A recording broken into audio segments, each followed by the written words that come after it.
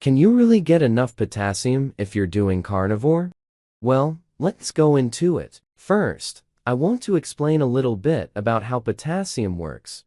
Potassium is not the most abundant mineral in the body. Calcium is because calcium is stored. But potassium is the mineral that you need the most out of any nutrient.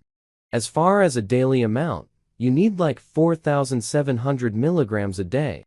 That's a lot. So why do you need that much? Because potassium is involved in something called the sodium-potassium pump. And that's in all of your cells. It's a pump that allows the contraction and relaxation of your nerves.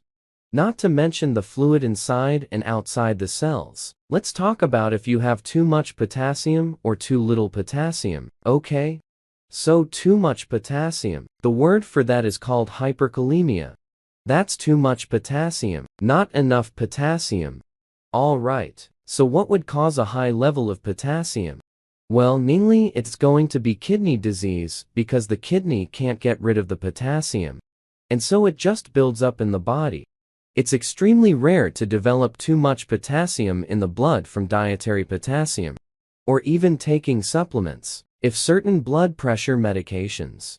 And it can also be a side effect of an adrenal condition called Addison's, which is a condition where your adrenals just aren't working, and you have these hormonal problems, where you're retaining more potassium and you're losing a ton of salt. This is why people with Addison's disease need to take a lot of salt. So, in other words, the more potassium you have, the less ratios of sodium you're going to have. And so typically, we need a 2-to-1 ratio, 2 times as much potassium as sodium. We need both, but we need the right ratios. Now, what's interesting is one of the side effects from taking too much potassium is diarrhea because it creates, like a laxative effect. Diuretics are a common cause of low potassium.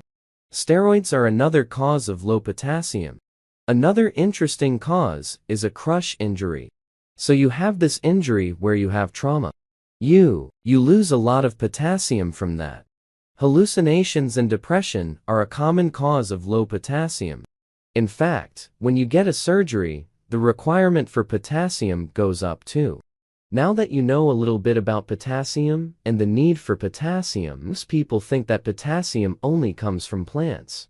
That's not necessarily true. But you do get a lot of potassium from plants, like, for example, beet leaves. 1 cup has 1,300 milligrams. Beet leaves are loaded with oxalates,